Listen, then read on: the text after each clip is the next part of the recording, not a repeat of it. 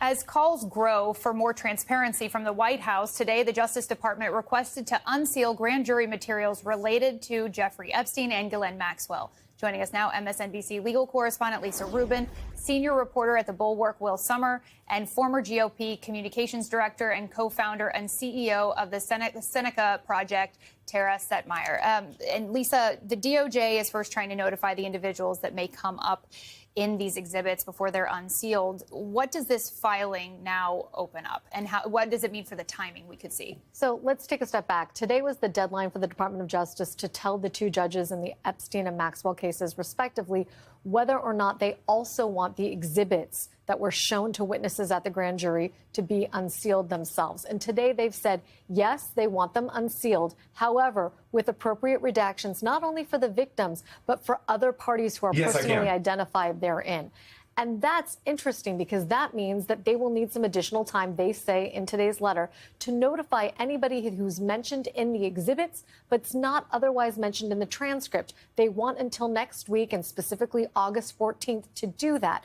This whole thing, in terms of at least the briefing, was supposed to be wrapped up earlier this week. So with each new filing, the Department of Justice seemingly is kicking the can down the road, buying itself time, allegedly to notify people, but also, from a victim's perspective, turning this into a drip, drip, drip that is all the more excruciatingly painful from their perspective. So speaking of that, I know you were just in our break getting more information from the lawyer from several of the victims. What are they saying? So Jack Scarola, who represents several of Jeffrey Epstein's victims, got back in touch with me. I asked him for a comment on the letter, and he said the pursuit of grand jury materials and transcripts is a useless and intentional distraction. We will learn nothing by chasing that rabbit. What can and should be immediately disclosed are the 80-plus page prosecution memorandum and the 50-plus page federal indictment that got buried when Alex Acosta, and there he's talking about the former U.S. attorney for the Southern District of Florida when Jeffrey Epstein cut that infamous deal in 2007, cut that sweetheart deal with Epstein. The answers that need to be pursued are why the federal government would ever enter into an agreement granting blanket immunity to named and unnamed co-conspirators and then agree to actively conceal their sweetheart deal. Why isn't Acosta at the top of the list of witnesses subpoenaed to appear before Congress? Good questions. So, Will, how is all of this drip, drip, drip of information playing out with the conspiracy theorists and the QAnoners? I mean, look, I think a lot of Trump supporters in that sort of conspiracy theory world who were so focused on Epstein, they haven't been swayed. I mean, Epstein is a little out of the news. The administration has managed to throw up a lot of distractions to the base right now. But at the same time, when I look at internet comments, when I look at sort of grassroots online sentiment, there are a lot of people who are saying, why are we cutting a deal with Ghislaine Maxwell? Or why is she being transferred to this minimum security prison? I think they still have a lot of questions about her. And this idea the administration is putting so much effort into saying, well, we'll talk to Ghislaine Maxwell, we'll release these transcripts in a way that seems to be a very limited attempt to sort of just put out a little information and hopefully buy off the base. I don't think it's working yet. Will, I just have to ask you, there's some confusion, in my mind at least, about why Ghislaine Maxwell would be of benefit in this situation. You would think that those who are the deepest believers in this conspiracy theory would see any interaction with her as a bad thing. And I think a lot of them do. I mean, I think even for people who are sort of off in this conspiracy theory land and as well as Trump supporters who are more sort of reality based and a lot of these independent voters who voted for Trump, I think they do say, I mean, look, they see Ghislaine Maxwell, I think not unreasonably, as a very sinister person, a person who's committed a lot of crimes and deserves to be serving a lengthy prison term. And now suddenly the Trump administration is pivoting and saying, well, maybe Ghislaine has the answers. We've seen some right-wing media outlets like Newsmax saying maybe Ghislaine was a victim the whole time. That is a hard pill to swallow, and I don't think a lot of people are getting on board with it. And Tara, good to see you again. We worked together at a previous network I won't mention. But you say that you have, frankly, no patience for MAGA's whining about how long this Epstein saga has dragged on. In your mind, how bad are the optics for the White House now? Well, it's clearly terrible for them. It's dragged on virtually the entire summer. It's dominated the discussion, and mainly it's self-inflicted.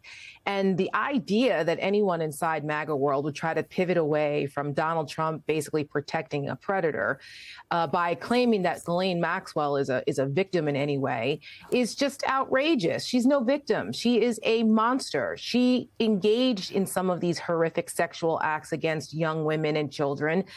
alongside Jeffrey Epstein. People forget this. And I think the longer that this discussion goes on and the longer this is in the news, the more that we have the opportunity to shine a light on how awful she is and how terrible the Epstein episode and saga was for hundreds, if not thousands, of women.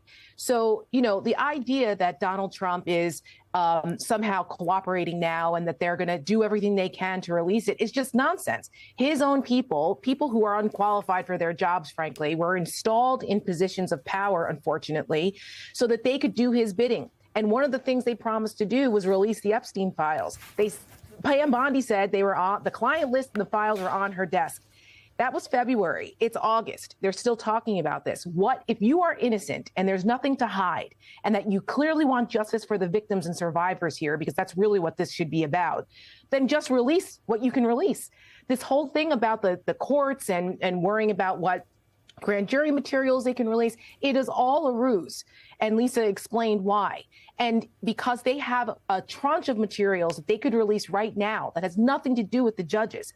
In fact, there's an 8-year-old FOIA case that was brought by Radar Online of all outlets that actually has tens of thousands of pages that they could release from a FOIA case from 8 years ago, which would actually show more information. There could be bank records, phone conversations, all kinds of things that could be released right now. So that's what they should do, but they have a lot to hide and every reason for people to be upset that Donald Trump continues to protect predators. And I know you had said you have no patience for MAGA's whining on this, and now you've outlined why that is. Will, the Epstein outrage has maybe died down somewhat. You alluded to it. We're talking about Ghislaine Maxwell a lot more than Epstein these days. This is also coinciding, of course, with the summer recess. Congress out of session. So do you think this bubbles back up right when they get back? I do. I mean, I don't think this is over. I think the White House has been putting out these kind of unsourced statements saying, the Trump people think it's blown over, it's probably done. I don't think that's true. I mean, it's August. It is a sleepy time traditionally in D.C.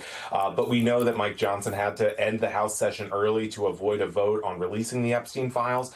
And look, I mean, this is the week that J.D. Vance, Pam Bondi, all these prominent figures were planning a meeting to discuss Epstein's strategy. They had to move it to the White House to avoid, photo ops of all the motorcades coming in for the crisis meeting.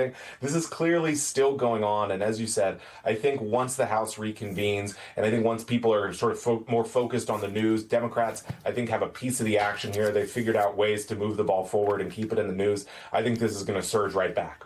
And we will be covering all of it. Lisa, Will, and Tara, thank you all very much.